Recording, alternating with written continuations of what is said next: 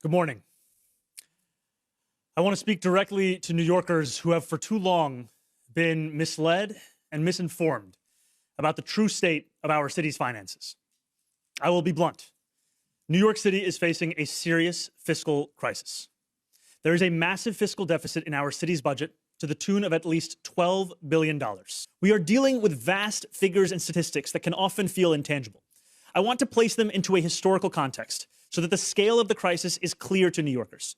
For reference, the budget gaps we are facing today are higher than they were at the height of the Great Recession. And when compared to the pre-pandemic 10-year average, some of these projected deficits are over 300% higher. This is not business as usual. This is a historic challenge. Witness, if you will, a city of glass and steel, once the financial heartbeat of the world, now skipping a beat and several $1 billion. Meet the architect of ambition, a man who believes that the laws of arithmetic are merely suggestions and that a budget is just a piece of fiction waiting for a rewrite. He has promised a utopia where everything is free, ignoring the cold, hard fact that in this dimension, someone always holds the tab. Who is a couple of those people? Is that in your mind okay? Is that a cost of doing business? Or is that a problem? And what do you do about that? Well, I think I have to prove that this increased revenue leads to an increased quality of life. He stands before a ledger where the red ink flows like a river facing a $21 billion chasm that no bridge can span. He looks into the camera and tells the wealthy they cannot leave, even as the exit signs are the only things left glowing in the dark. And frankly, we also have to get through the kind of fear-mongering that typically takes place in this.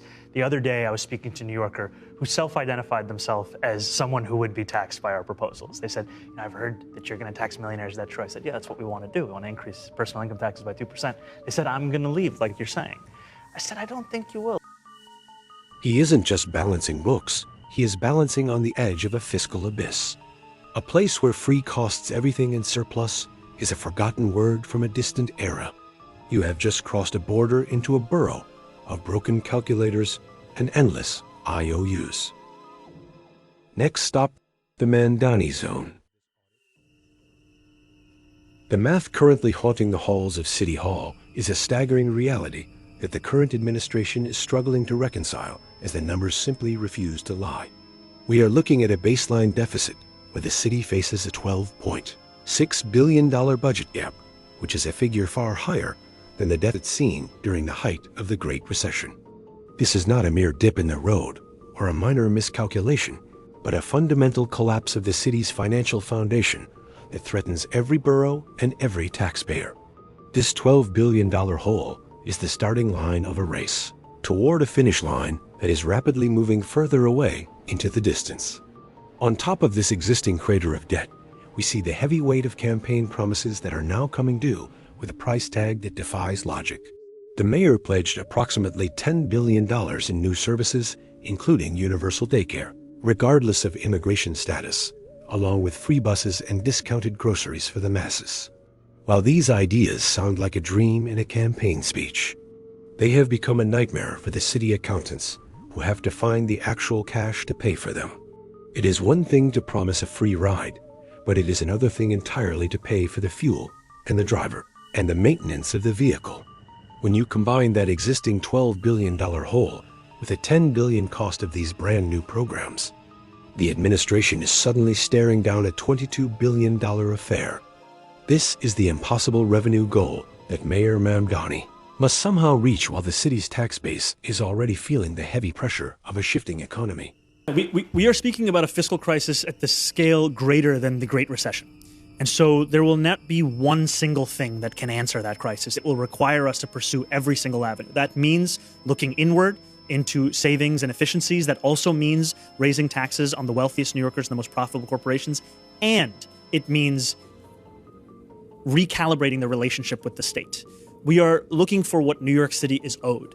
And what we have found in almost the entire duration that former Governor Cuomo was at the helm in Albany was the shifting of that relationship into one that is stunning in its imbalance. And so there are a number of specific things that then Governor Cuomo did in shifting those burdens.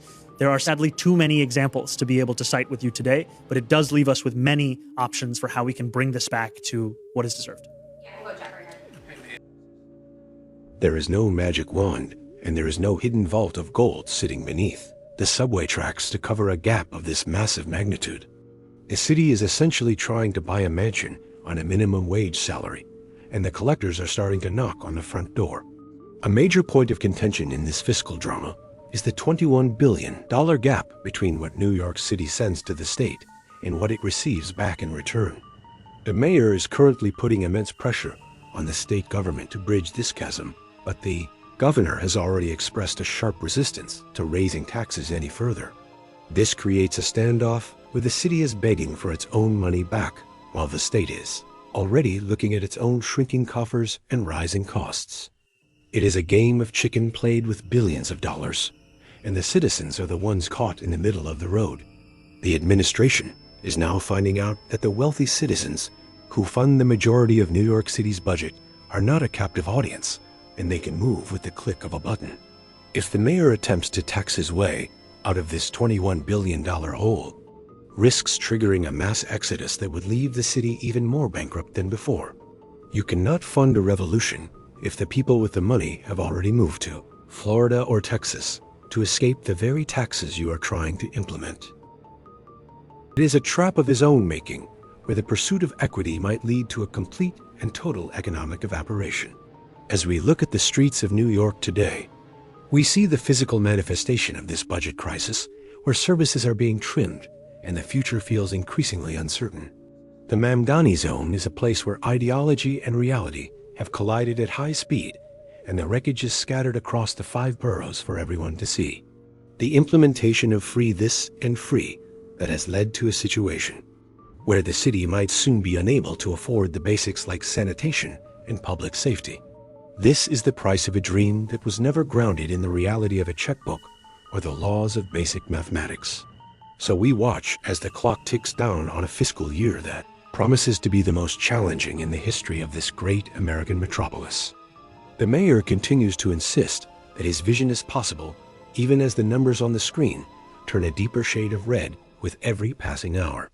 We are witnessing a grand experiment in social engineering that is currently hitting a $21 billion wall of reality.